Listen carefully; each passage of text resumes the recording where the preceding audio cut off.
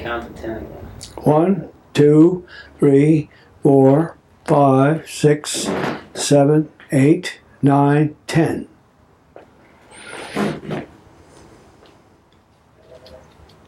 This is the first time in my life I was ever on tape. I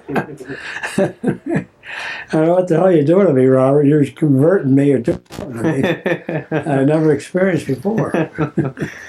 This is, you're not even going to know this is on, so I'm just running a test again. Well, what are you? You're going to sit here? I'm going to sit right across from you right here. Well, how are you going to get in the picture? Well, they can see us both. Oh, can they? So, yeah, this way it looks like you're talking to both of us. You're talking to the camera. So this way the camera, you won't even notice the camera's there. I'm not even talking to the camera. Yeah, you're just talking, just you and me. Yeah. In fact, We're not hooked up yet, are we? No. This is just a test. And look, you got to have something to shut this off just in case we have to regroup. All right, well, you know what else we have, too? Is, talk about who I am to begin with. Then you got to go into... and then we can go back, yeah. So let's just do like a little introduction. Oh. You could do a dry run here. Okay. Got it running now? Yep, well, we can always edit. We can cut all this out here. So who are you? Yeah, my name now, of course. I'm Vincent D Orta, 1996. And we're at my daughter Marlene's home in Florida. And we're just visiting. This is over the New Year's. We stopped over and we had a wonderful time. My daughter was down. Rosemary came over with her husband and her family. We had a wonderful time. And we played golf with Bob. Bob is a great golfer, old poppop. He's an old hacker. But we had fun. And so I want to be leaving tomorrow, which is the 5th of January. Going back home to old snowy Philadelphia. Not that we're happy, but that's the way things are going to happen, and we have to do it. But in the meantime, I want to give you a little history of me, my parents, my grandparents. My grandparents are originally from an island called Ischia in Italy. It's about 18 miles out in the harbor of Naples. They were born there. Now, my grandmother, she was married 2 times. The first time, her husband and her, she had one child, and her husband was killed under an earthquake. And of course, she was trapped at that time. She had a large boulder laying across her, but wasn't crushing her, just blocked her in and she couldn't get out. And she had a brother, and her brother knew of this earthquake. He went up to this area where she was, and fortunately, he was able to dig her out. And she wasn't badly injured. She did have fractured wrists that still they were never corrected or repaired, and she still had them around the time that I knew her. And after this time, time went by, and then Grandpop happened to be a sailor, and he was in the area or the island, and my grandmom and Grandpop married, and they had 8 children. And unfortunately, 7 of those children have died over childhood diseases, just minor little diseases that were curable today. But in them days, why, they just weren't that lucky. And my father was the only survivor. And well, anyway, he was treasured by his mother. Mother just loved him dearly. Because the reason I say that, because later on in life, she would say to me, take care of your father, all the time. And I just admired her that she loved her son so much, just because the fact that I guess he was the only one out of 9 children. So it was sad when you think about it. Well, anyway, Grandmom, they came over to this country back in 1892. And my daddy was only 9 years old at that time. See, I may be off a couple of years. I think he was 7, because he was born in 1885. And if they came in 92, I guess he had to be 7. So I guess I made an error. But nevertheless, he came, this guy, and he was already a barber He was trained in Italy. In what it was, I think it was. I'm having a problem trying to recall the dates, and I'm getting confused here. That's all right. Whatever you know, just. But anyway, my father was trained. My father was trained as a barber in Rome. See, when he was a little boy, his mother sent him to her brother in Rome. He was a barber. They wanted to teach him a trade, and sure enough, he got to be a very good barber. So back in 1892, when they decided to come to America, she went to Rome to get her son to take him to America. And Grandma was so upset. She says, "Oh, I got to take my son too." And her brother was so much against it. He said, "Oh, you can't do that. I need him here in the business, you know." But nevertheless, they took him and they came to America. Now my father, believe it or not, he came here in this country and he was cutting hair, a little boy. They put him on a box in order to reach a customer. And that's a story that hardly anybody believed. Your father was cutting hair when he was just a kid. When he came to this country, he actually, when they came, he was only a little boy. I think about that time he could have been 7 or 8 or 9, you know, as time went on. I'm not sure for the actual dates, but he was put to work, believe it or not. And this was in Philadelphia? In this country. In Philadelphia? In Philadelphia, yes. That's right, I should have mentioned that. So I came to this country and he was actually cutting hair and he was doing a very good job. Meantime, my grandfather, he was working at some kind of a factory. I think it was a candy factory. And they lived down on Kimball Street, 1109 and 11. They had 2 little houses, 1111 and 1109, Kimball Street. And that's where my dad grew up. And incidentally, my father's original name is Stanislaus. It's a hard name to say, and my grandma used to say Sila, she'd call him. But my dad knew that was a hard name to get by with all the children raising, you know, around the neighborhood. They thought he was, you know, they thought that was a queer way to call a boy. So what they did, he named himself John. He actually changed his name to John. Not that it was done officially, it's just that he did it himself. And his real name was? His real name was Stanislaus, which really is a Polish name. It is Polish. And, well, anyway, I can only go back to about the time when my mother came. Now, my mother, she didn't come to America until around 1912, possibly. I'm not sure exactly if it was a 12 or 13 or whatever. But it so happened that her side of the family, there was 2 boys and 2 girls.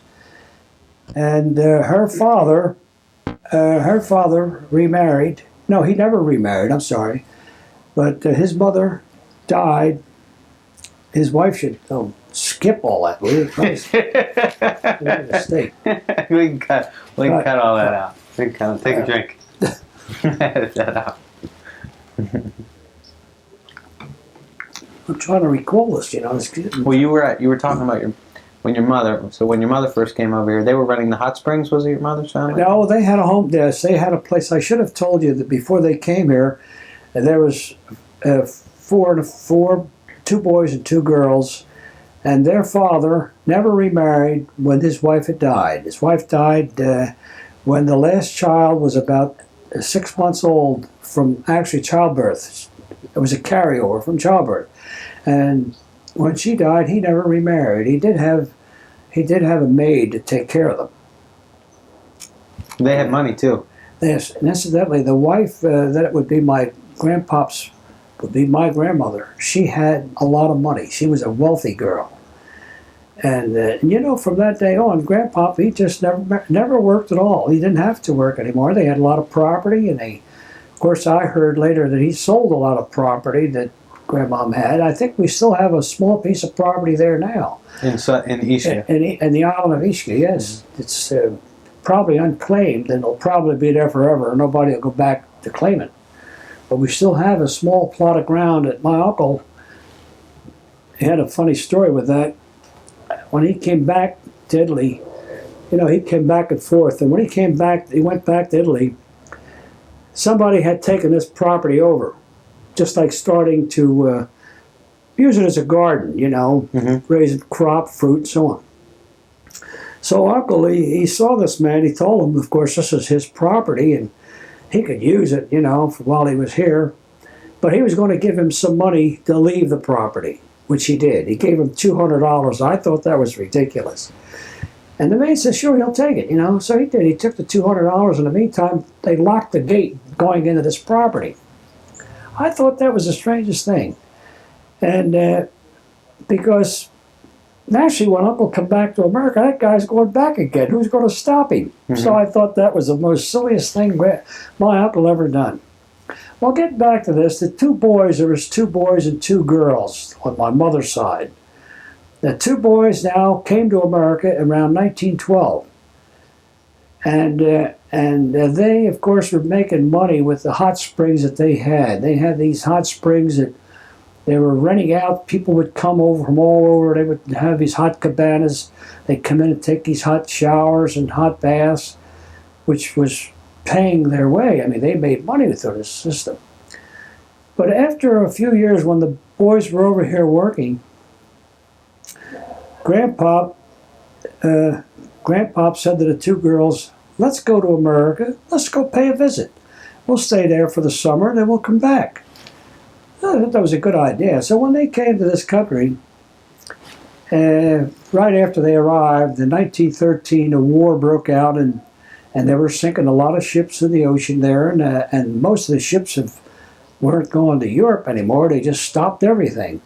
And when that happened, of course, they couldn't go back. They stayed right here in this country.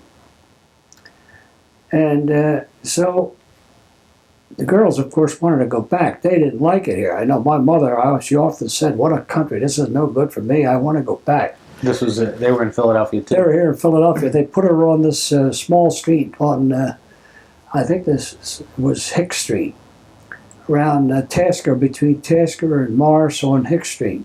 Small street. A lot of row homes all close together, where my mother had a nice big home there in Italy, and she just couldn't see living down there. She was very hated. Mm-hmm. But the fact that she met my father, had heard about these people that came from the island of Ischia, he decided to come visit, come courting, which he did. And my mother just took a shine to him. And the first thing you know, they got married. And that was about 1913. 1913, yeah. My brother was born 1914. And then I came along. I was born 1916. What was your brother's name? My brother Steve. Dr. Stephen D Orta. Oh, okay. And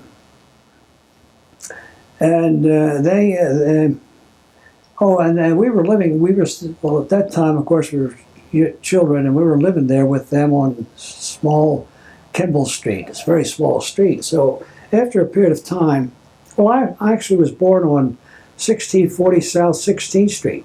In the house, right? In the house, yes. No, in them days, that's how they didn't have you in the hospital or anything. And so cut a while. Jeez, give me a break. Take a sip of beer. You're doing great. You're doing great. Oh. You're getting it all on there, Poppop. You're doing perfect. Huh? You're doing perfect. Yeah, that's all running yet, isn't it? See, if I had I can cut all this out. But yeah, that was beautiful. You're hitting everything. You're doing so good. I was born at 1640 South 16th Street in a house. We had a regular doctor. Of course, my birth certificate said that. That's how I would know. And that was all we did there. And then it so happened that we moved out into West Philadelphia. I lost a few years in there. I'm not sure just what happened. But we moved out to West Philadelphia, and I was about 6 or so years old when we moved there. And at 131 North 62nd Street. That's a 100 block between Arch and Race on 66. Still there today. Still there today. I go by there once in a while. Oh, it's yeah? really a run-down neighborhood. And my sister was born 1 year later in she was born in 1922. If I can get my dates straight. And you were born? I was born in 1916. 1916. 16. Your sister Tina? My sister was born in 1922. 1922. In the house there. And we lived there, and we were the first sort of Italian family in that area. It was mostly Jewish people. Oh, really? Really. This was beautiful, moved from beautiful south to street, west? old trees, and it was really a nice neighborhood. Very nice neighborhood. We got along real well with them. And Mom broken English, trying to talk to people. It was funny. They all understood her though. She did a good job. And as time went on, and it so happened that I should go into my marriage. I ran off and got married. Well, we'll get to that. I have some questions. What all those years there? The people in those days, they lived sort of in segregated areas. The Italians in one area, the Jews in one area. Well, we moved into the Jewish area, which was, I guess they were frowning. They never showed up to us that they weren't too happy with us because they all got along fine. We never had any problem with anybody because we never bothered anybody.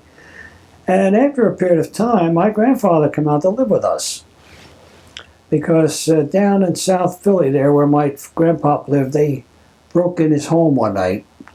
And Grandpa heard the noise. He came downstairs and they beat him up. And he was just an old man at the time. And they beat him up and they didn't kill him or nothing or hurt him. But they hurt him enough that my father said, this is no thing for them to be there. They shouldn't be down there by themselves. So he decided to bring them out there with us. So they sold their home and they moved out with us. And, of course, our home was kind of tight. There were 7 people living in the house. My brother and I had the middle room, my father and mother in the front room, and Grandpa and Grandmom in the back room. In a row home? It's a row home, 3-bedroom house. So my sister, she was just an infant. She was sleeping with in my parents' front room. And in 1947, my grandpa died. No, I'm sorry, 1938. My son was born, so he died. I'm trying to get the date there. 1939, my grandfather died, and that's when my sister was actually still living there, but they were living in the middle. In the meantime, I got married. See, that in that era of time. Well, what did your father do for work when you were growing up? What did he do when you lived? Oh, he was a barber all the time. The whole time. He was yes, he was a barber right downtown. He had worked at, I think at that particular time he worked in the around 15th and Arch. He had a barber shop of his own. So how did you learn how to cut hair? I heard you know how. to do that. Still as a little boy, it was a funny thing. This buddy of mine, very good friend of mine, he was also a boy, came from Italy, born in Italy, and he had a little accent with him. And we were supposed to, I was supposed to go to the movies that day. I said, why don't you come with me? He says, well, I can't. I got a quarter. I got to go get a haircut. I says, wait a minute. I'll give you a haircut. See, and took him down the basement, and I started cutting away. And he had a lot of little scars back of his neck that was done while he was a little boy over in Italy, throwing stones and all this. So these scars were coming up as I'm cutting away. And I really had him looking ugly. So finally, my dad, in them days, he used to come home for lunch. So he came home and he said, what's he doing down there? Come down the cellar, and sure enough, he had this boy. I said, oh, God, what are you doing? Oh, he was upset. But anyway, he trimmed him up, fixed him up, but he still had all them scars that were visible. There's nothing you can do with them. They were just scars in his skull. And, but in the meantime, from that day on, then I started to make a little business going on my own. I was charging 5 cents a haircut. All the little boys in the neighborhood, I had a lot of friends there that had brothers and sisters, and so I was charging 5 cents a haircut. Oh man, I was making my movie money. Movie money. What movies would you go see? We used to go 5-cent movies, 10-cent movies. It used to be the Coliseum, the Cross Keys. The Coliseum was at 59th and Market. The Cross Keys was about 2 doors up. And then they had the Imperial on 60th Street. And then they had the Haverford movie, which was located on 60th and Haverford. So, they're all very, very cheap. 5-cent movies, 10-cent movies. This was when? How old were you around this time? Oh, I was just growing up, probably 12, 10, 11. So you were a little entrepreneur at that age. Yeah, right. And what movies would you see then? Well, most of them days they had these silent movies, Tom Mix and. So this was 20s, late 20s, maybe? This was in the late 20s? Well, let's see. Yeah, it had to be in the 20s, late 20s, somewhere in there. Uh-huh. I just can't get the dates on this, you know. That's the No, thing. that's how I'm just. Yeah. The dates aren't important. I'm just trying to get an idea from where we are. But anyway, That was right before the depression, then. Oh yes, yes. At 19, and then yeah, I remember distinctly when Bruno Hoffman was executed. That was back in 1928. I remember that so vividly. Now, what was that? Tell us about that. 1928. Now let's see. I was born in 1626. I was only 12. And what happened? Bruno Hoffman. He was the one that kidnapped the kidnapping of the Lindbergh baby. Mm-hmm. He killed the baby.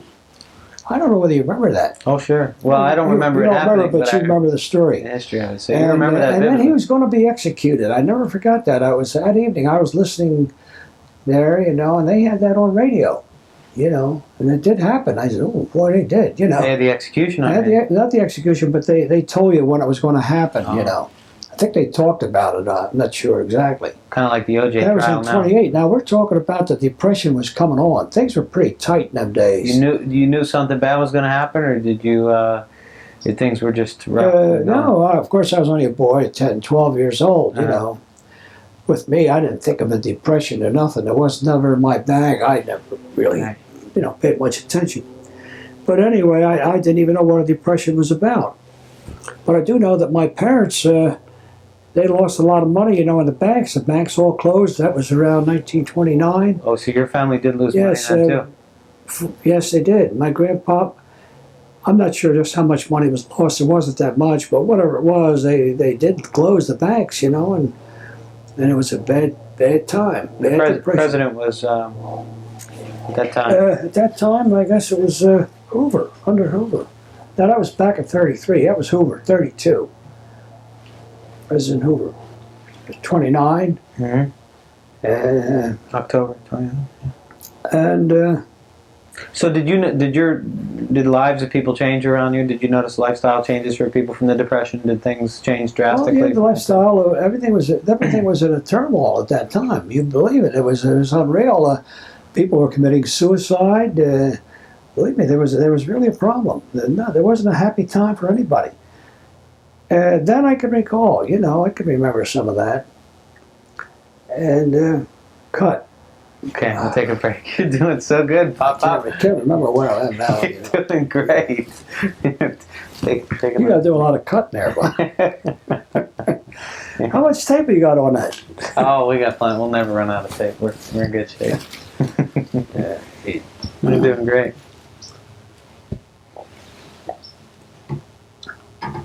Got to go to the bathroom or anything? No. Okay.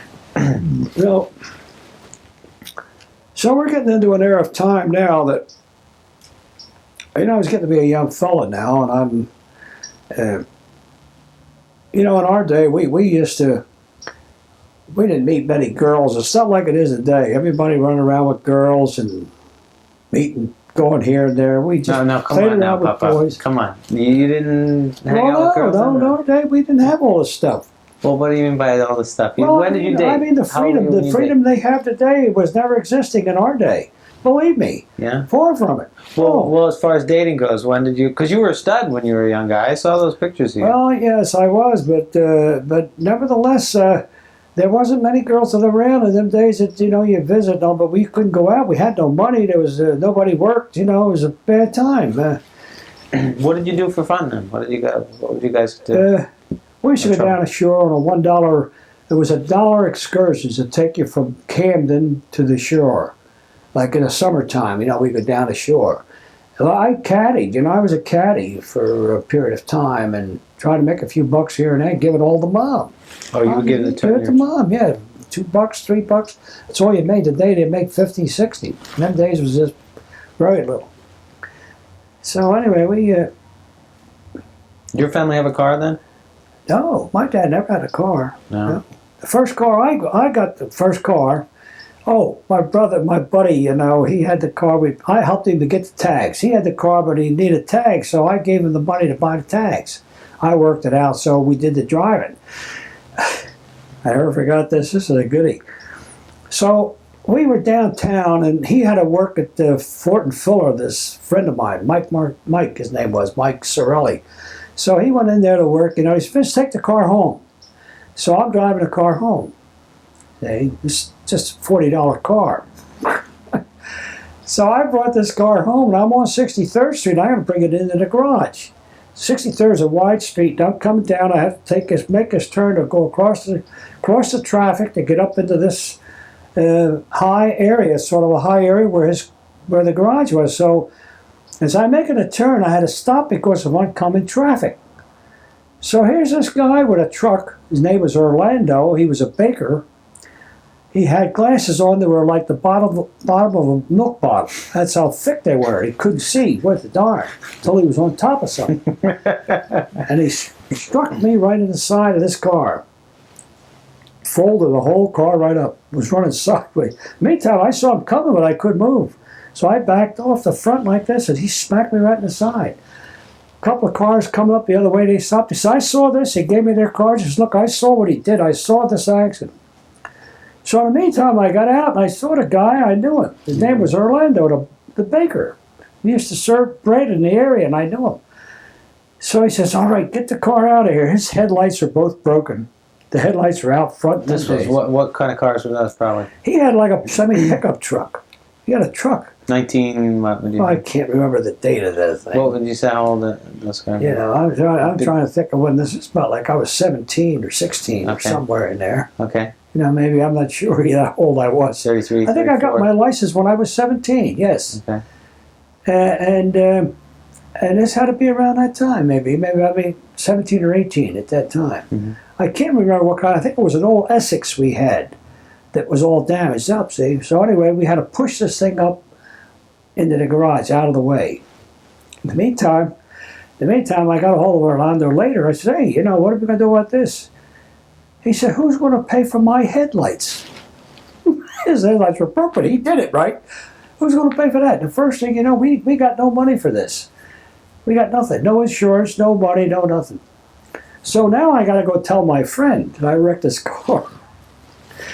So anyway, I got a hold of him. I called him up, told him.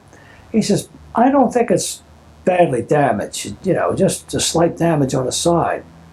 We go up there. The next day we go look. He says, it's running sideways. Are you kidding?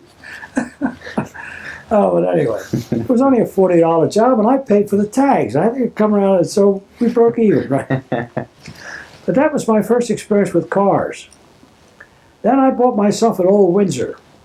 An old Windsor. You ever heard of a Windsor? It's made by the Cord people. Cord, they're out of business from many years ago. And they used to jump out of high gear. You know, you got gear on the floor, you put it in the high. As you're traveling, you got to hold it. And then once in a while, it'll kick out and you double clutch it back in the high again. Well, that was crazy.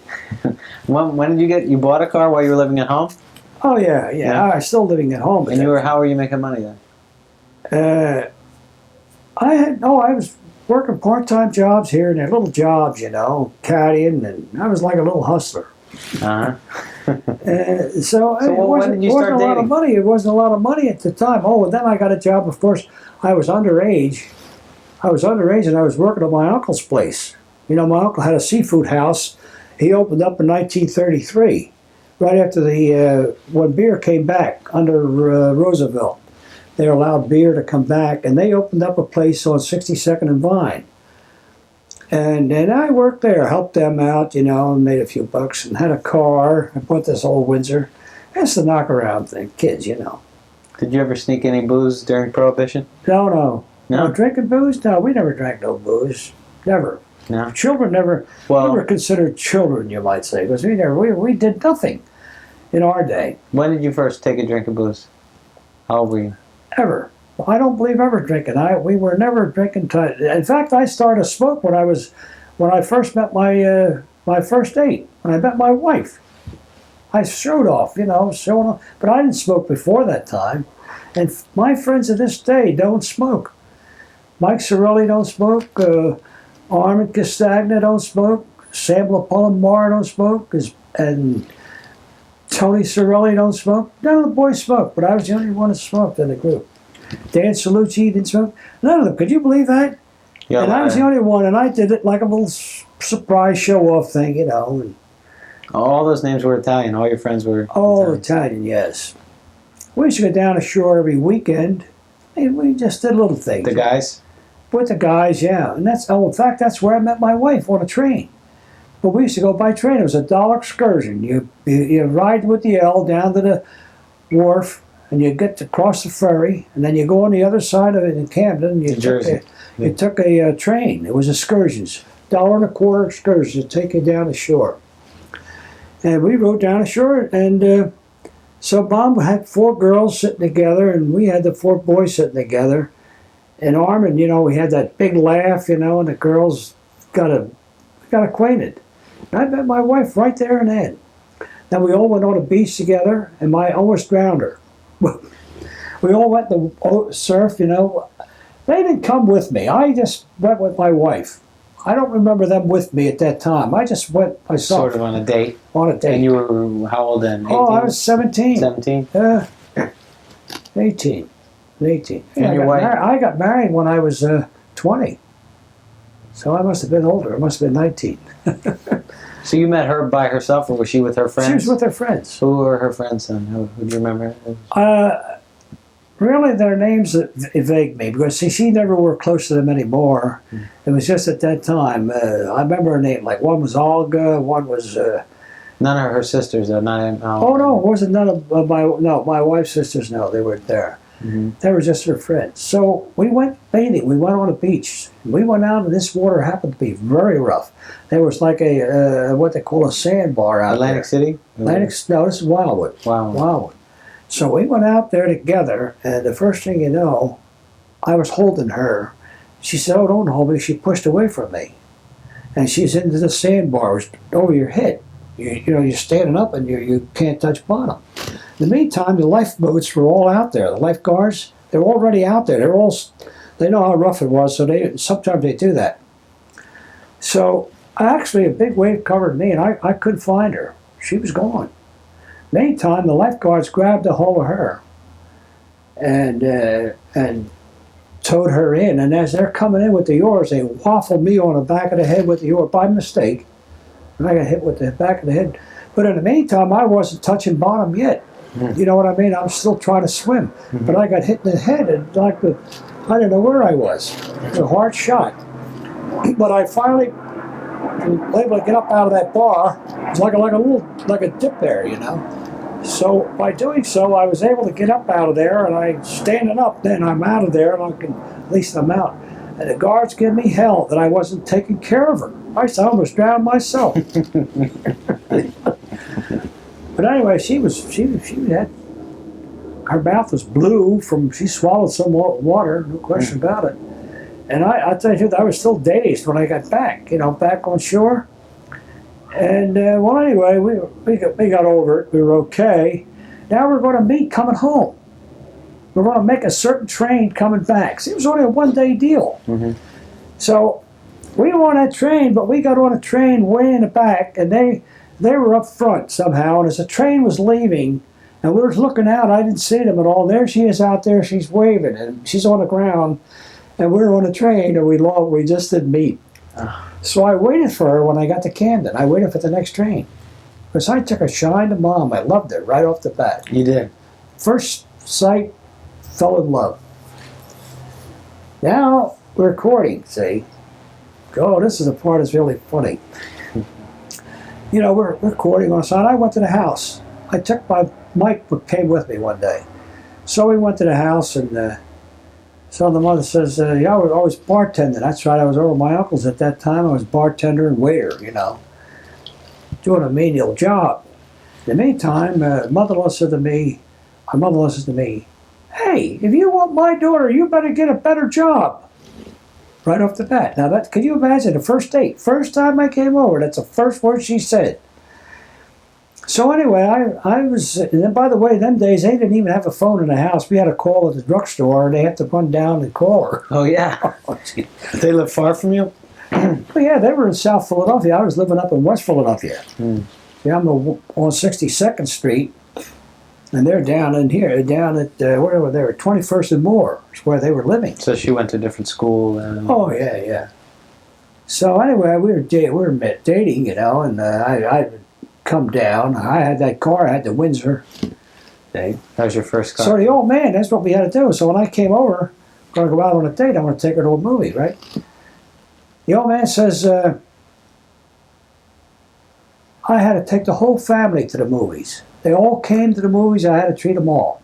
But you went over there to take her to the movie, right? your date to the movie. Yeah.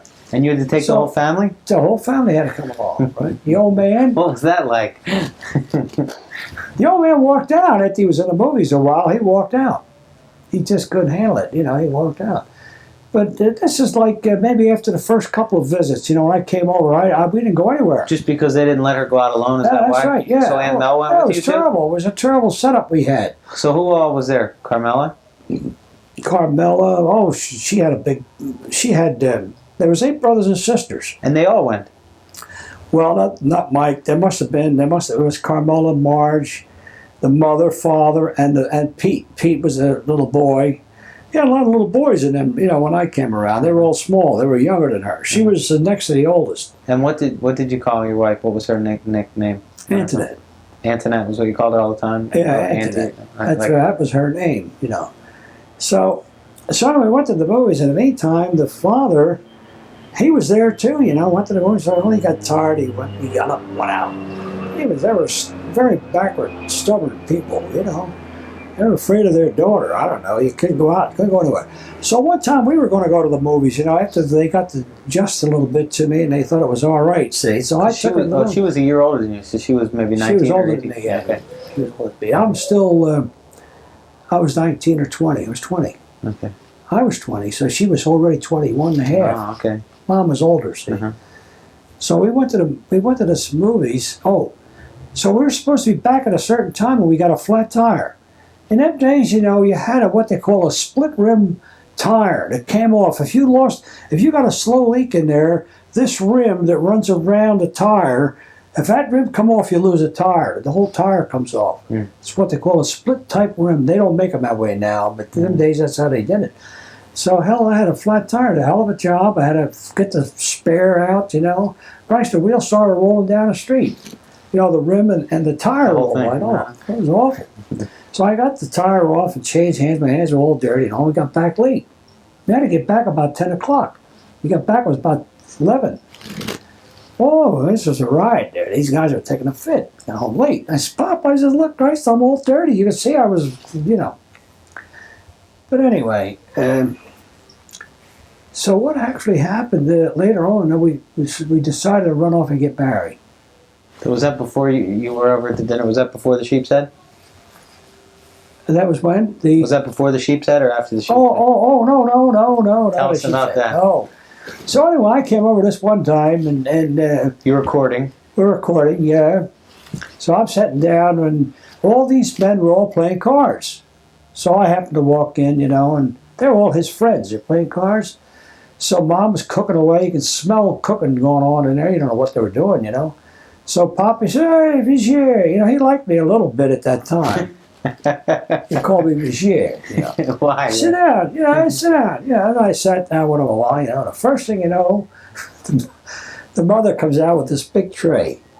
This tray was humongous, a big tray. Walking up like this, you know, coming down in the middle of the table. And they were all sheep heads. Oh, my goodness. All cooked sheep heads with the eyes in them and all.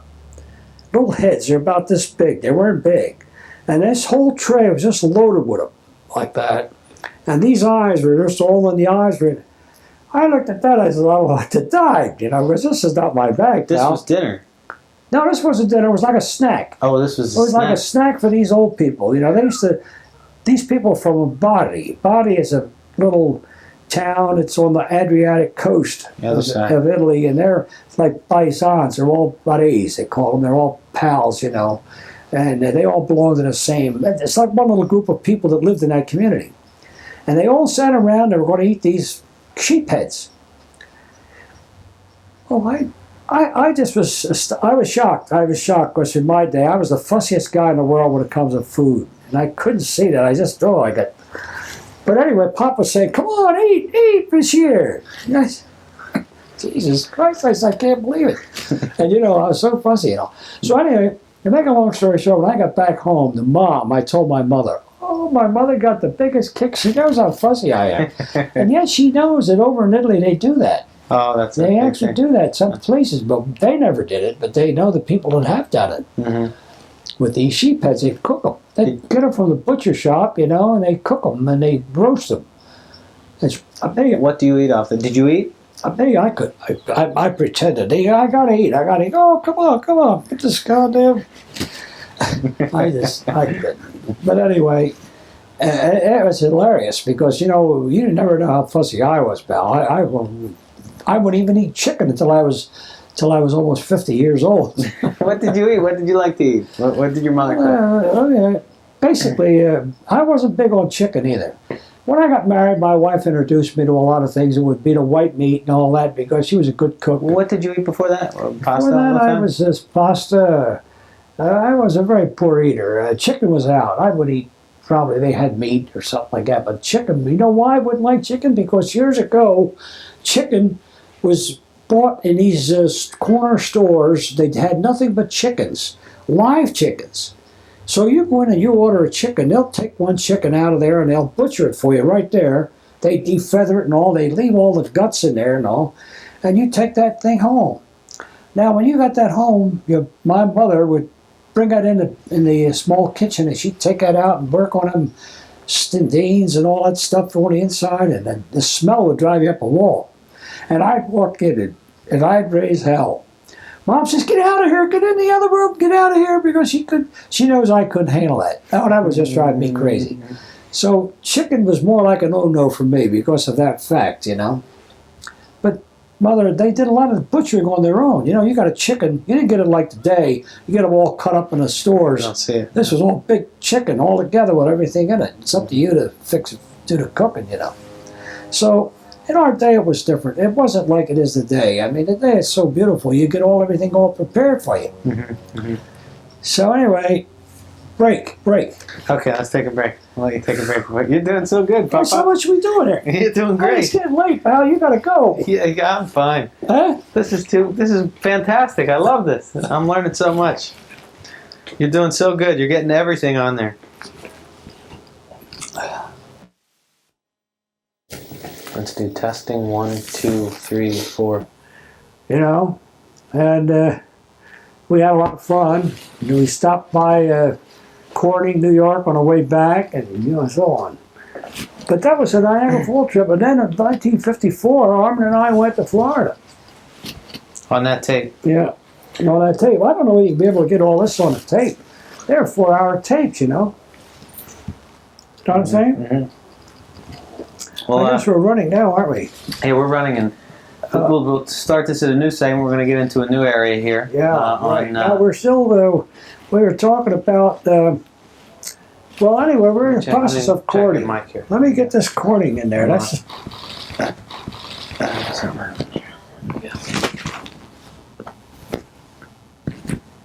All right, you can just leave it down like that. Yeah. See, they all know there's a cord in there. It's okay, we can't hide that. Well, we were courting, and so the father-in-law one time, he has a lot of these crony friends of his who were buddies. They used to belong to this clique, you see. And there was a man down the street from us, about 4 doors away from where we lived on 62nd Street. His name was Pampa. That was their name. And he used to frequent these bars down there because their father was like a bartender. When he lost his other job, they gave him a job as a bartender at this club. And this is what they call a club where all the buddies, like their own little clique would be there, So my father-in-law said to this man, he says, up in West Philadelphia, there's a guy that's going with my daughter, and his name is Vincent, and he lives right near you. He's on 62nd. He says, wait a minute. Hey, and he's Napolitan. That's the thing. That's what makes it go, the word Napolitan, He says, Napolitan? The guy says, yeah, well, I know a Napolitan. And what's his name? He says, Vincent. Vincent. Yeah, I know Vincent. They're my good friends. My father and them were all good friends. He says, that boy was brought up on milk. He told him, in other words, he's not, don't worry about him. He's a good man, He's brought up on... And the guy, they were shocked, because they thought I was a bum, you know who I was, really. But that's the story with that. They just had the wrong impression. So they were tough to win over then. Yeah, so in the meantime, we're having trouble and all, and then we decided to drop it for a while. We were going to date secretly with the wife, see? We weren't going to go because they were carrying on. So after a little while, we decided to get married. I don't know how it happened. Just spur of the moment. We went to Elkton, Maryland to get married. Oh, you didn't get married in Philadelphia? No, Elkton, Maryland. Why there? Because that's where you can get married with a quickie, Kind of like in Vegas now? Yeah, just like Vegas. I never knew that. We didn't have any witnesses or nothing. They stood for us. These same people there stood for us for witnesses. So we got married, had a certificate and everything. We were married legally. And so, that wasn't because of Uncle John, was it? So in the meantime, we were married for like maybe a couple of weeks, that's all. In the meantime, the father, we wanted to go down ashore. She was still living at home? She was living, we were living at home. We weren't married together. We were married, but we were not living together. Did anybody know? No, this was a secret. Eh? So we were going to go down ashore. Now I'm 20 years old. I'm not even 22. I'm still 20, okay? I'm a young boy, 22, you're on your own, but I'm only 20. I think my wife was almost 22. I think she was, or she's going to be, or something like that. So, in the meantime, we were going to go down ashore. She was going to go down with her girlfriends down ashore. And her father didn't want her to go. In the meantime, we were all planning to meet at this place, I think it was at the wharf, right at the ferries. We're going to meet there at a certain time. Father didn't want her to go. So she had a big argument with him. Well, anyway, he gave her a black eye. Oh, he was a rough man. She was 21 years old. She's 21. He gave her a black eye. Anyway, she came anyway. She was going to come, and he threw the suitcase and all. She came anyway. So we went, and the meantime, she had a black eye. She says, I had a little argument with my father. She really had a black eye. So anyway, we're having a problem here. See what I mean? We're married, right? So this particular day, she says, you leave me alone. I'm married. To the old man. She told the old man right off. The old man, to who? To V. Oh, God, is he pissed off now? Oh, he cried. So in the meantime, the mother comes home and says, this is Christmas time. It's right at Christmas time, right? So the mother comes home. She did all her shopping. She's coming home with 2 big bags. She walks inside. And he says, he grabs the bags from her and throws them from here all the way into the kitchen, both of them. Mother don't know what's going on. She says, what's the matter here? What are you doing? Your daughter's married. She says to who? To Vincent. She faints. She faints. In other words, the who. If it was somebody else, it would have been all right. But being it was me, it is no good, right? They just had it in. True story. She fainted, They bring her to, bring her up. You see what the story was here? Nobody understands this so much either. They knew that my father had a shop at South Penn Square, not South Penn Square, but at the Broad and South, underneath the South Philadelphia Bank. And they were also frequenting a lot of gangsters going there.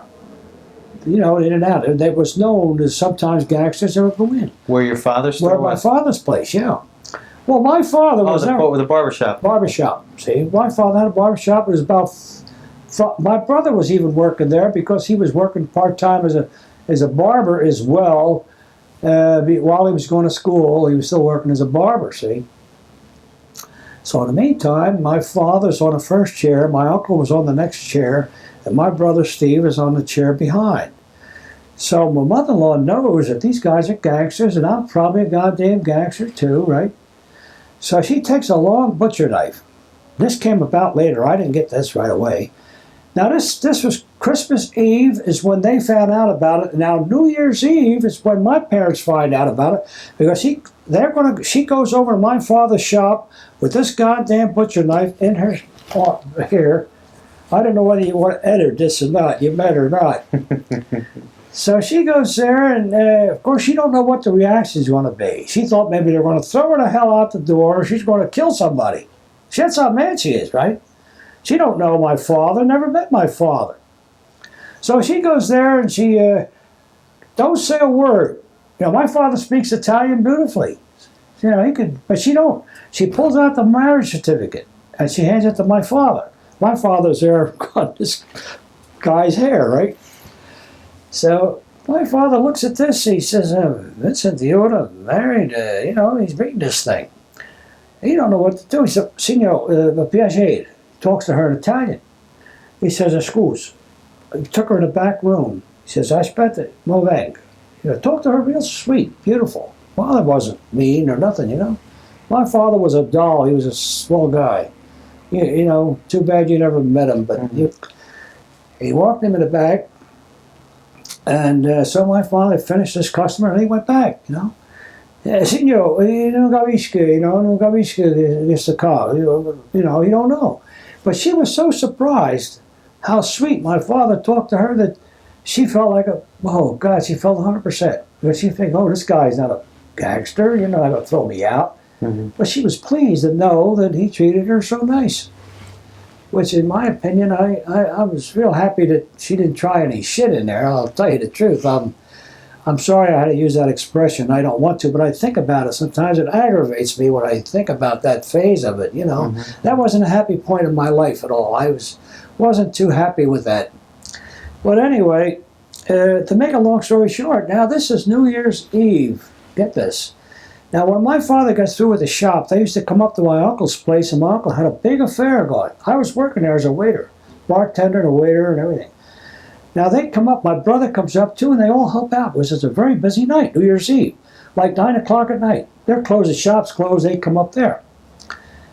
So my father, you know, they had a little back room, see, they got two houses put together with the back room with an opening in there where you passed the beer and the tray through the back room, you know? Mm-hmm. So my father puts his head up there, you know, I'm looking out there, he says, I want to talk to you later, young fella. He says to me, I want to talk to you later. No, prior to that, just prior to that, my brother Steve, he says, hey Vince, Pop knows you're married. So it was really so funny. I swear, when I think about that, it was funny at the time, but not at the time, but now it feels funny. But he says, so you're married. So my dad, he sees me, he says, you know, I want to talk to you later, young fella. You know, we could talk, we were too busy, but I want to get home. So now, I says, geez, I can't go home tonight. I just felt so bad. I just, you know, I couldn't hurt my dad. I loved my dad so much that I just couldn't do it. So I said, so this buddy Sam of mine, Sam LaPalambari, is the best friend I ever had, and he's still with me today, calls me 2 times a week at home. He calls me 2 times and 3 times a week. Just how are you doing, Vince? Just now. Now. The same fella that I've known for a long time. And he calls me and he says, Vince, you want to go to New York tonight? I says, gee, yeah, Sam, I want to go someplace. I don't want to go home. So, you know what we done? We both had white suits on. Everything in white, you know, white uniform on. So after we closed up, we got on a bus downtown and we went to New York. I didn't go home that night. I couldn't go home. Before you even talked to your dad, you never talked to your dad? I didn't talk to my dad. You left. I just didn't feel I could do that. I went home. Sam and I we got on a bus, we went to New York, and it was early in the morning, we were eating oranges in Times Square. You went to Times Square? Times Square, New York. We stayed on there, wide awake all night. We couldn't go back to work the next day because we were supposed to go back to Naples to work. Neither of us went. They had to get somebody else in to do our job, right? And so then we came back the very next day, and then I went back to work. In the meantime, my father calls me. See, he can't get to me because he works different shifts and he couldn't get a hold of me. Calls me on the phone. My father knows that I was 20 years old and I was still a youngster, and, you know. Calls me on the phone, he says, Dad calls me, says, son, he says, I want to know one thing. I want to know if you got yourself into trouble. You know, if you got in a jam and you're in trouble now, I got to get, you know, you want to help me. If I'm in a jam and I made a mistake, being I'm underage, he can get me out of it. Mm-hmm. Dad, you know? I said, no, Dad, I know what I was doing. He said, well, that's all I want to know. That was his words. That's how Pop ended it. You know? Break. That's a loop.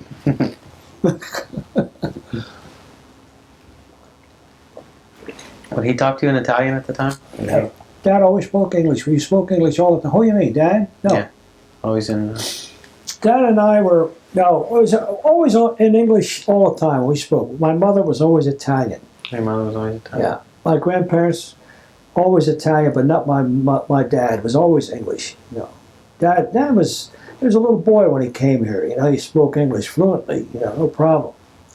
My mother, of course, she used to speak broken English, but then she got back to Italian, couldn't speak English, you know, very little. She very little, hardly ever used it later in life. Well, while she was living there on 62nd Street, these neighbors and all would talk to her. She kept up with it, you know what I mean? And she kept with it. Otherwise, she would have forgotten the language. And then later, not using it anymore, she just forgot about it altogether. So that was the story with that. And now we couldn't live together. We couldn't live together because we weren't legally married in church. We weren't married, but we were not Catholic, legally married in church. See, in the days it was so strict. It was terrible. So now we had to live apart, but we were going to get married in July. Get this? They set the wedding up in July. This is New Year's Day, mind you. And now they're going to hold it off. And my mother had her own diamond ring made into an engagement ring. Changed it over for me. Big diamond ring that I could give her, you know, do everything proper. With her own diamond, her own wedding ring. Well, your mother gave My mother gave me her wedding ring. Oh, really? Her engagement ring to give my wife. Because she wants everything to be done right. Mm-hmm. So it was supposed to be sort of an engagement. You know, we were engaged according to that, but we were married, you know. By law, we were married. I mean, that's what counts, basically.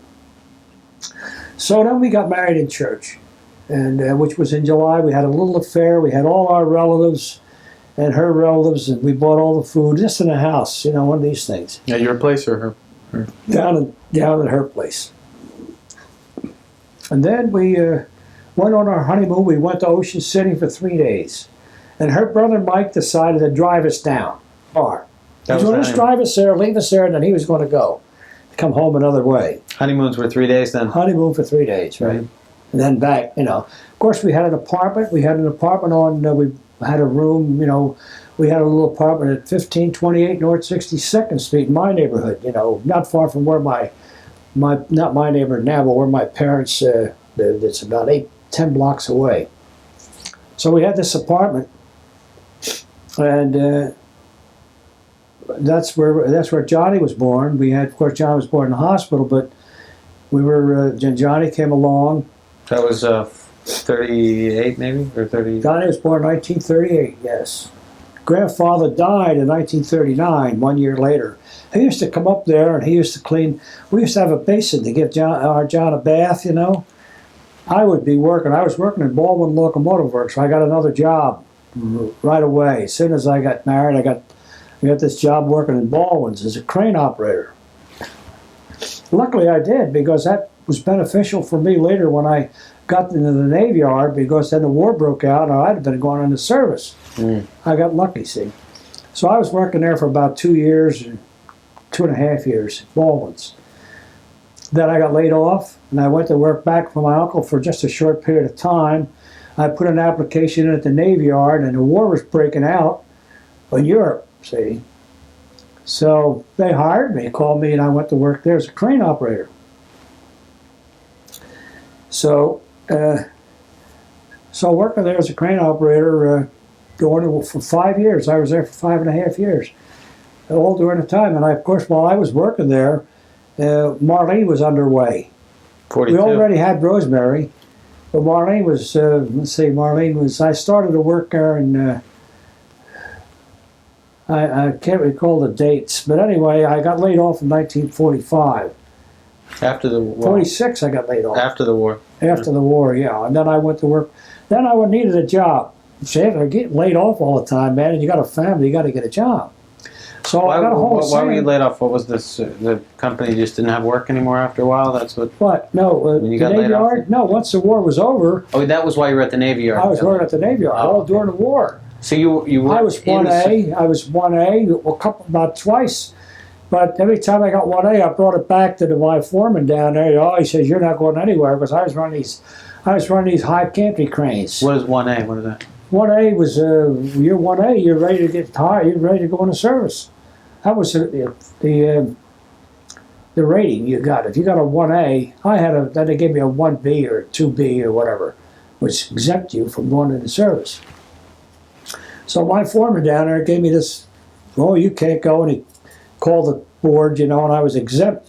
So I had about 3 exempts. Otherwise, I had to go into service.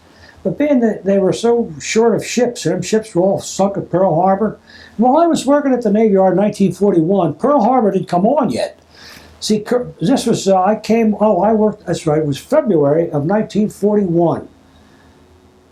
And the war didn't start till December of 41. So I was there all year before Pearl Harbor. Mm-hmm. See, Pearl Harbor was December 7th, your birthday. Mm-hmm. Huh? So I was already at the Navy Yard a whole year. In the meantime, Marnie was born. Let's see, Marnie was born in 1942. That was after. Of course, I was working at the yard at that time. So that's where we are right now. So when they bombed Pearl Harbor, your shipyard went into full production. They had to start getting even stuff. Before that, because we were making ships. We did not have a Navy. We lost the Navy down at Pearl Harbor. We lost all our battleships. And we had the Washington was being constructed at the yard, and they also had the New Jersey and the Wisconsin that were on the shipways. They were building them. So I was working the dry dock cranes, and I was running these gantry cranes around the dock. So a boom was a 125-foot boom with a 30-foot off the ground, with freight cars would run under the car underneath.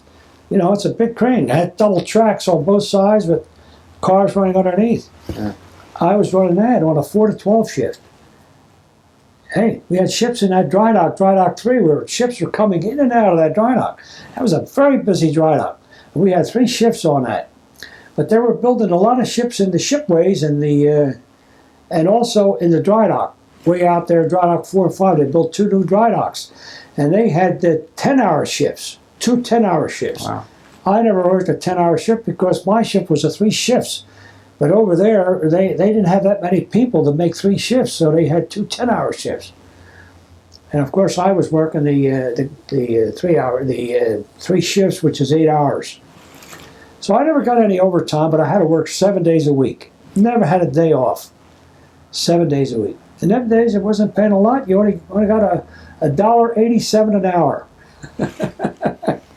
That's all you got, though. And some of the fellas that were getting more money outside the yard, and they left to go somewhere else, boom, they went right into service. They didn't take any crap, right into service. Anybody that left the yard went into service. So here I knew I was going to get laid off. I had a knee efficiency rating longer. That kept me on longer than a lot of these other guys.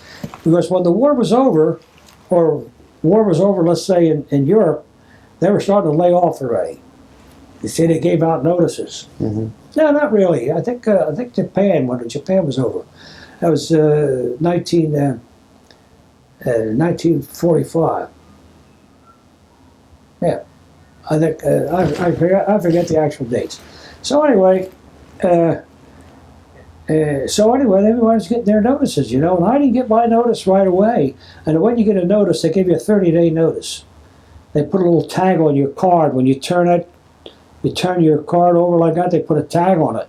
See me, foreman, and you go see him. Well, I got news for you, and this stuff. So I said, geez, I must get another job. I can't survive, with a family. I got 3 children. So then I got a hold of my buddy Sam. He was working on trolley cars. This is that guy, that buddy. He had already worked about 5 or 6 years running trolleys. He didn't go into service either. His job was important. So I went over to him. I said, I got to get a job, man. You got to, I'm still working at the yard now. I still got 30 days. I had plenty of time. And I also had about 90 days in pay coming to me because I couldn't take my time off. Here's what he said. Sorry, I'm getting ahead of myself. He said to me, when the war was over, he gave me a slip. He says, Vince, take 30 days off. Now here I got 30 days off. I'm getting paid. You know what I mean? I got 90 days coming. But I'd sooner work. I don't want no 90 days now. You want to give me that money, I need the money, right? Mm-hmm. So what did I do? I went to work with electricians. See, down the yard, I had at the very beginning, when I started at the yard, they had me working as an extra crane operator. Because I was running all the type of cranes. I was running gantry, I was running foundry, I was running shipways. You got to know the work, see? So they kept me as an extra. And I worked that for about 2.5 years at the yard. That was very important to them because I was able to operate all these different shops, boat shops, and know the work. You got to know the work. You can't operate a crane if you don't know the work. Machine shops and all. So finally, this foreman kept me running. And finally, they got a big job on the dry docks. Dry docks are very important.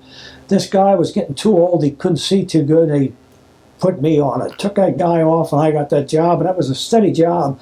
And I had that for about 3 years straight on a 4 to 12 shift. Prior to that, I was always running around.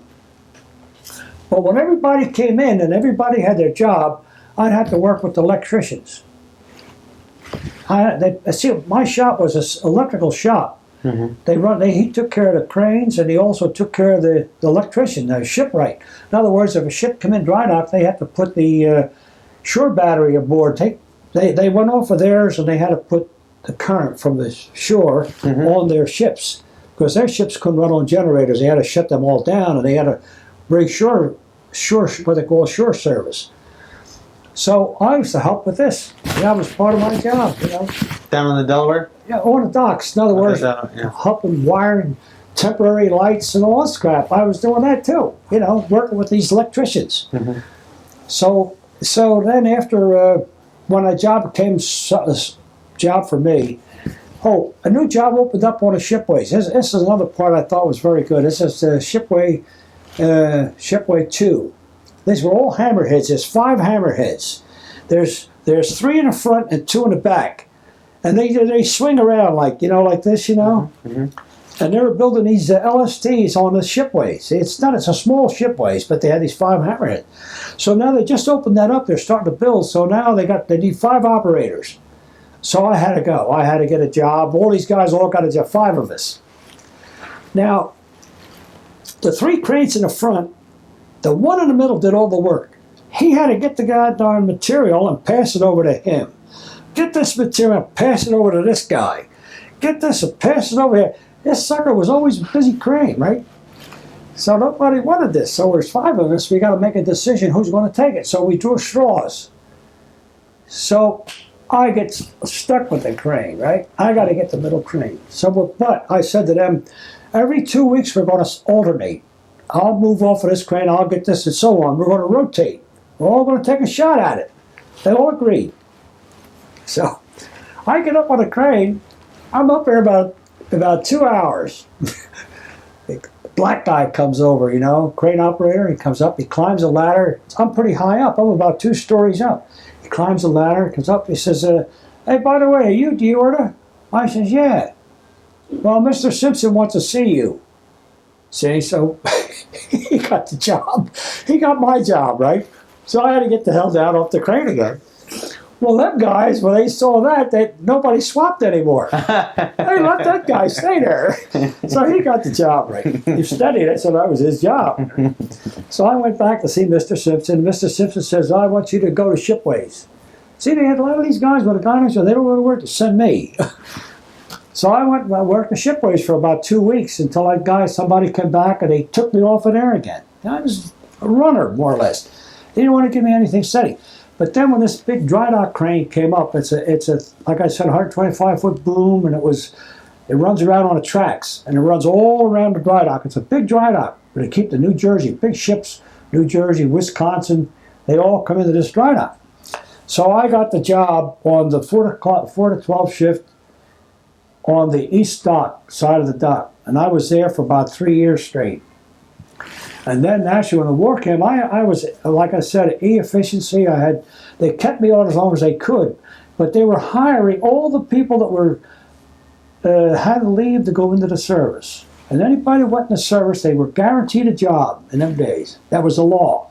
If anybody worked in any factory and he got laid off because he had to go into service for any reason, and he must be guaranteed a job coming back. They'd have to let somebody else go to give him the job. That was the law.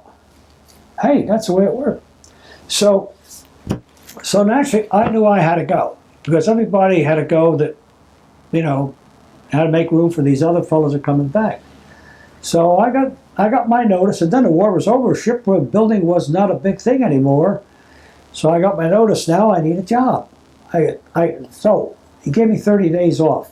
That tag, take 30 days off. So I said, boy, I got to get a job. So I went to work for electrical outfit, Philadelphia.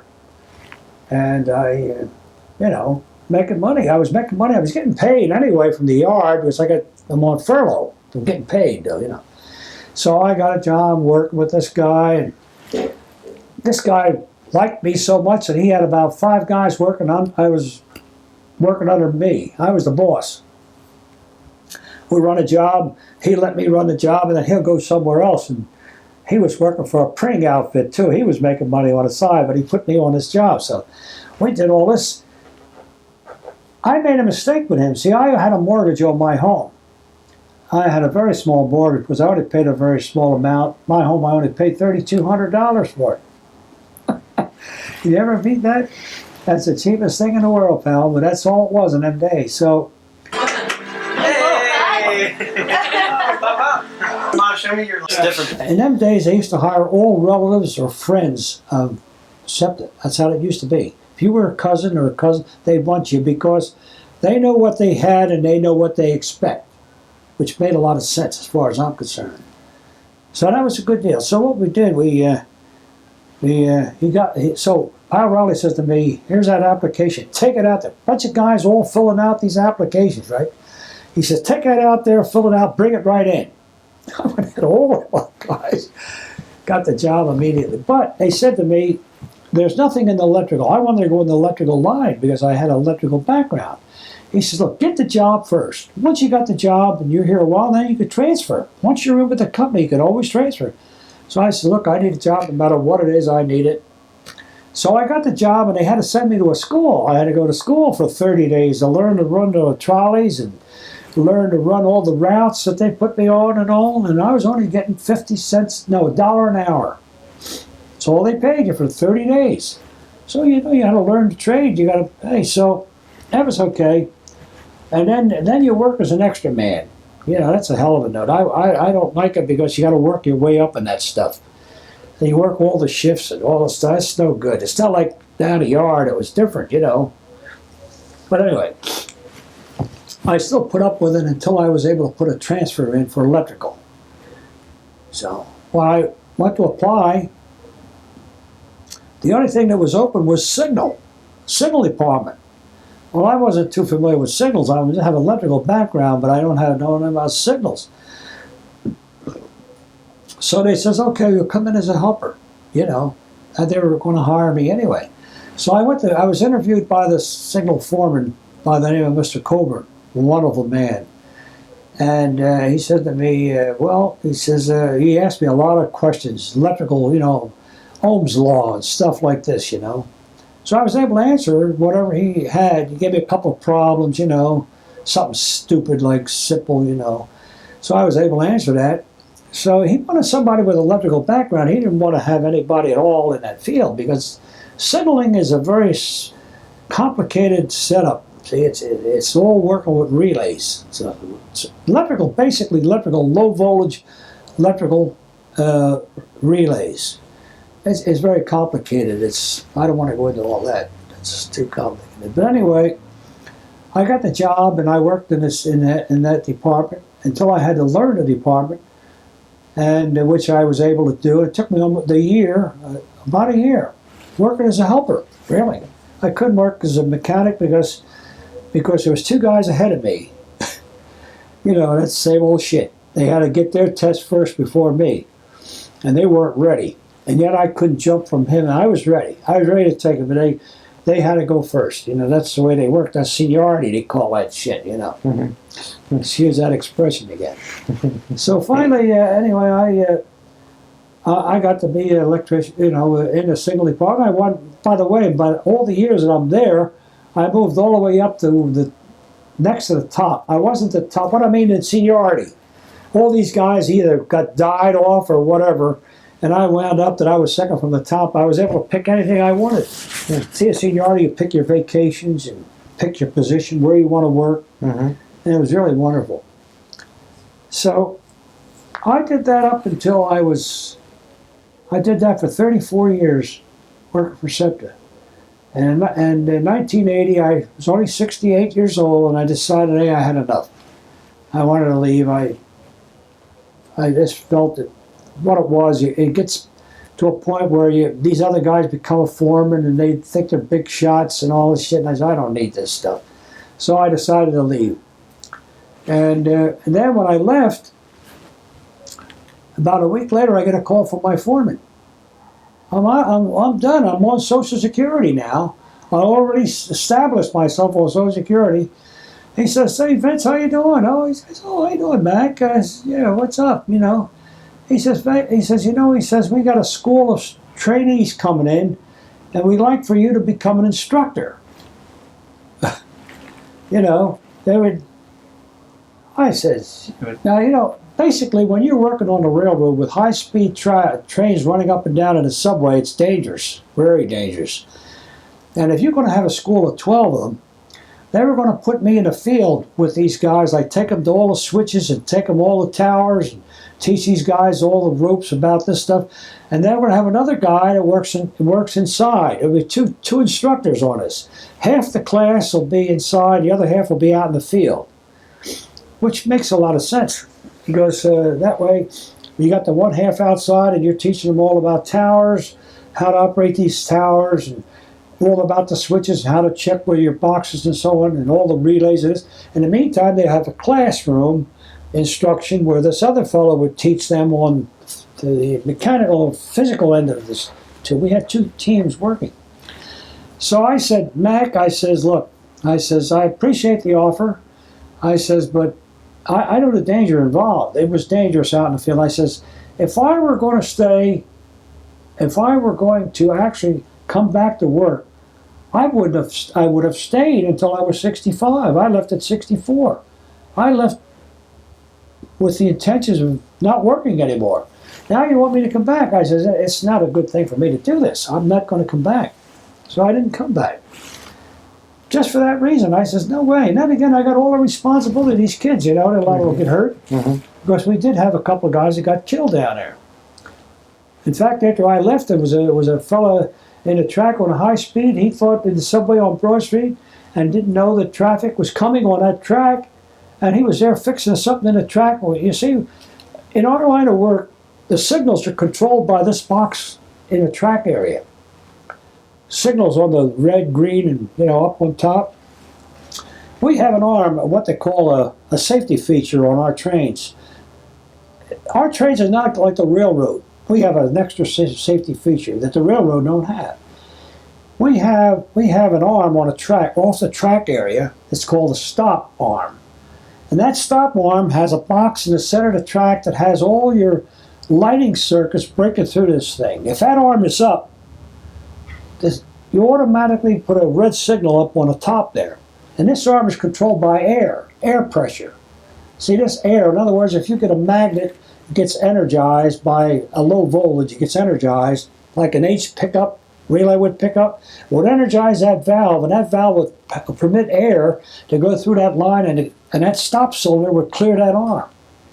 See how that works? It's done by air. It's a pneumatic system, electrical pneumatic system that operates. So in the meantime, now, out in the field, I'd have to go out there and I'd have to show them how to operate, how this takes place, how this arm takes place, how the physical end of this thing, which is very dangerous. You're in a track there, train's coming by, you got 12 guys, 10 guys, hey, come on, pal. You know, the guy puts his head out or he ain't looking, you know, you're going to get killed. I mean, it's dangerous. I said, you know, when you're by yourself, you don't mind. You know, you got one guy, but you got too many guys around, you can't do it. I wouldn't do it. I was scared to do that. Mm-hmm. So I decided not to do that. I told him that I wasn't interested in it. I politely refused him. He said, well, Matt, Vince, he says, I can understand. And we hung up, and that was the end of it. I haven't heard from him since.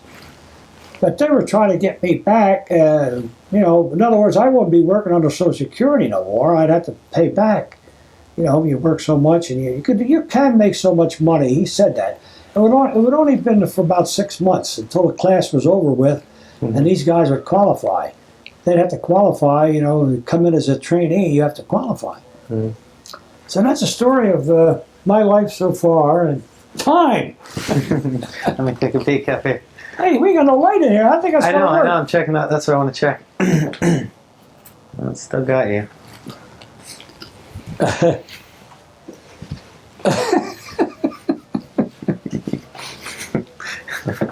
You give me a break. Right? I'll be easy on you. Oh, that's very nice of you, Robert. Well, so we're going to try to summarize things, and I just wanted you to tell us a little bit about your children. One of them is my mother, Marlene, and Rosemary. And yes, I have 3 beautiful children. Very proud of them. My son John is really a wonderful boy. I can't say too much about him. I really love him dearly. He's great.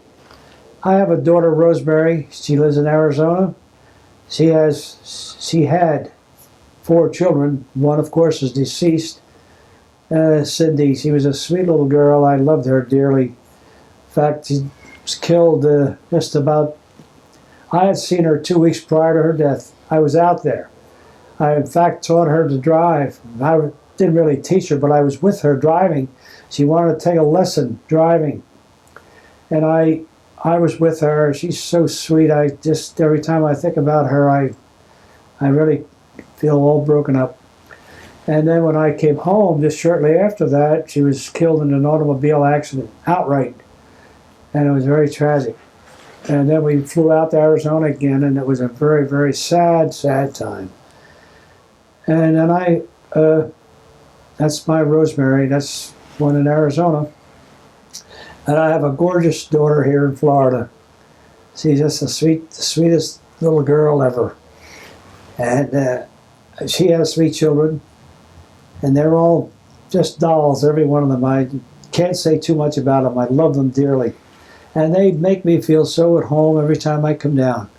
And I enjoy this trip. I come down as often as I can. I know I've been a little negligent lately, but I hope to continue coming in the future. And so far, our life, our children, everybody is so wonderful. I can't describe or say too much about them because they're just the greatest. Believe me, I'm very happy with them all. How do you want to be remembered? I just hope that they'll remember me as being a good old dad, a dad that will always with them, stand by them no matter what. Whatever they do or want to do, I'll go along with them. I won't be negative in any way. They feel they want to do a certain thing or whatever, fine, I'll be with them. I love them so much that whatever they want to do is going to be right anyway, so I'll be right with them. So I'm going to close right now, and I love everybody. I'm a happy-go-lucky old man. I'm an old man, by the way, I forgot to tell you folks that I'm going to be 80 years old, and that's going to be very shortly, which is in June the 6th. Gemini. I'm sorry, June the 7th. I'm even forgetting my own birthday. You know, I had so many of them, but I've just kind of lost track. But I know for a fact that I will be 80, so you can't say much for an old man. He's getting senile a little bit. He don't remember names. You know, he's kind of being forgetful. But other than that, what can I say? You got it on tape for us. Give us your secret recipe for Manhattans. Well, the Manhattans are not really hard. That's the simplest little thing. All I do is it's 2 to 1. 2 whiskeys in 1 dry vermouth. What kind of whiskey? Not dry vermouth, the sweet vermouth. I would suggest maybe a Canadian Club, which is not Canadian Club. That is a super, but you can use like Canadian Mist would be fine, because a mixed drink, it's not like drinking it straight. If you were drinking it straight, then Canadian Club would be great. But if you're going to make it in a drink, I would say Canadian Mist or Calvert Reserve is okay. They're good. A blend whiskey, and then you use the portions are 2 to 1, and you use the sweet vermouth, and you use about one dab of bitters, Angostura bitters, and I normally use a very little of. I can't even think of it now. It's a juice of some kind. The cherry juice they use? Cherry juice, yeah. Put just a drop of that in That's there. a big secret. Not many people know about well, that. I really, a lot of people don't use that at all, but I just put some in there. Don't let nobody watch you do it. But it gives it a different little taste, and maybe I shouldn't have, because it makes it so delicious tasting that they'll want more all the time, and that's the wrong thing to do. It's not advisable, but nevertheless, that's what I do with that. But I'll tell you the truth, I'm not a boozer, and I don't drink a whole lot. But I like a beer once in a while with dinner, or most of the time I'll drink wine with dinner. But there are occasions, maybe after playing golf, I would like a beer. What for all the grandchildren that are going to see this, or great-grandchildren that are going to see this, what can you tell them? What can you tell them about life? Well, there's not really much of the old man can think about now. What could you give them? What could you, if you could... What advice can I give them? What advice could you give them? Advice, I would say, first of all, schooling is a very important thing. I realized that in my lifetime, that you've got to really do your thing with schooling, because today you don't go anywhere without schooling. You must get your education. That is a very, very important thing. I would definitely like to see them all go over and go into college if possible, but high school is a must. I mean, none of this stuff where you're thinking you're going to, forget this or forget that. No way. You've got to at least do that. And higher education is a very, very essential thing today. You won't get a job. The jobs are hard to find. They're not going to be simple, and it's going to be competitive, very competitive out there. You got to really do it. You got to go out there, and if you can specialize or so in a certain field, just go ahead. If you like that field, go ahead and do it. Because that's what we need. We need specializing in certain fields, and that's how you'll get ahead, and that's how you'll develop, and that's how you'll make a good living in life. That's about all I could say with that. Getting back to education, I think that covers it all. Mm-hmm. Mm-hmm. And too much education is never going to be enough. It's going to be enough. More all the time. Mm-hmm. The more, the better. Mm-hmm. And so that's about it. I think I'm closing right now. I think we all had enough. So goodbye, and I had a wonderful time. In fact, this trip in Florida has been my greatest. I enjoyed it so much. And this is the first time I've ever been on a camera. And if I ever looked at this thing on camera, it'll be my first time. I'll be so surprised that I don't know what else to say. So this is all new to me, and I feel this is a new experience. You did a great job. Coming down here to this Robert Delella, one of the greatest son-in-laws, grandsons that I've ever had in my life. I'm so proud of him. And he's doing a fine job. His business is moving along fine. His daddy is really not doing it all, but it wasn't for our Robert Jr., why this thing would have been a flop. And he's keeping it going, and I'm proud of him. And I'm glad that my daughter has a son that's doing a good job, because otherwise we'd all been in a lot of trouble.